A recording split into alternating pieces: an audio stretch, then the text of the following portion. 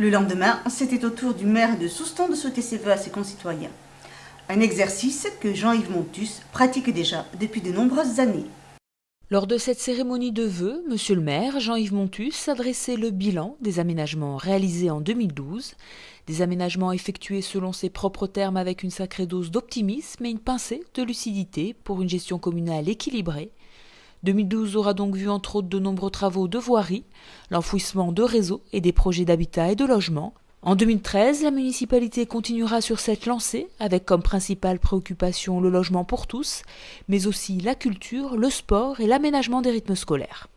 J'ai demandé aux adjoints et présidents de commission de travailler au projet de cette année, toujours en étroite collaboration avec nos partenaires institutionnels, toujours en ayant la fiscalité la plus maîtrisée possible, toujours en choisissant des investissements qui apportent du développement économique et qui améliorent le bien-vivre. En ce qui concerne l'accession à la propriété et le logement social, permettre à tous, quel que soit son revenu, d'accéder à la propriété ou à la location. En clair, d'avoir un toit sous lequel on peut construire une vie familiale, voilà notre idée force. Nous allons donc continuer à œuvrer dans ce sens, aux côtés et en complémentarité du secteur privé. Nous allons réaliser le lotissement à coût social de Tolade. Ceux qui ne le savent pas, le coût social, ça veut dire que dans un marché privé qui est entre 180 et 220 euros, les lots sont attribués à 75 euros TTC. Nous allons construire 10 logements HLM dans ce programme à Tolade, le permis est déposé.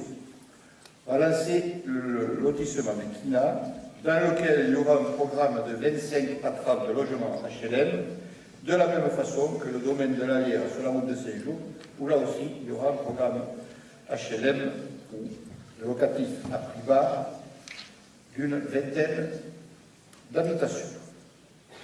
En ce qui concerne la culture, la peinture, la musique, le théâtre, la danse, l'expression corporelle, le chant choral, l'opéra, l'éveil des esprits aux disciplines culturelles, les danses et chants traditionnels landais, toutes ces activités trouvent place chez nous.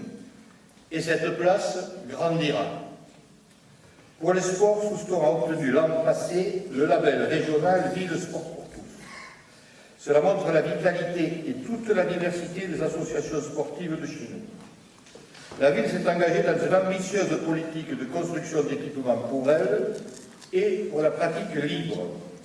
Elle continuera. C'est ainsi que sera réalisée une extension des locaux de l'école municipale des sports dès que la police municipale aura déménagé. Nous lançons les études pour la création d'une piste d'athlétisme de 4 couloirs autour du terrain de rugby au bord du lac, parce que des opportunités peuvent voir le jour dans les 2 ou 3 ans qui viennent. On va créer un espace d'initiation au skate pour les débutants juste à côté du skatepark, parce qu'il est trop difficile pour les débutants de faire quelque chose pour eux. On va faire les extensions des locaux du club de judo, j'en parlais tout à l'heure. Lancer les études et le dossier pour la construction d'une nouvelle tour d'arrivée pour les compétitions d'aviron à la Pointe des Vernes. Nous allons étudier la construction d'une salle de musculation spéciale rugby-aviron, parce que les stages qui viennent au centre nautique sont beaucoup dans ces 2 disciplines, et les entraîneurs qui viennent ont tous des préparateurs physiques qui ont besoin d'une salle de ce type. Les études avec le comité départemental de pétanque pour la faisabilité d'un boulodrome couvert. C'est une arlésienne, le nouveau président vient de l'annoncer à la dernière assemblée générale de Souston. On verra bien ce que ça donnera.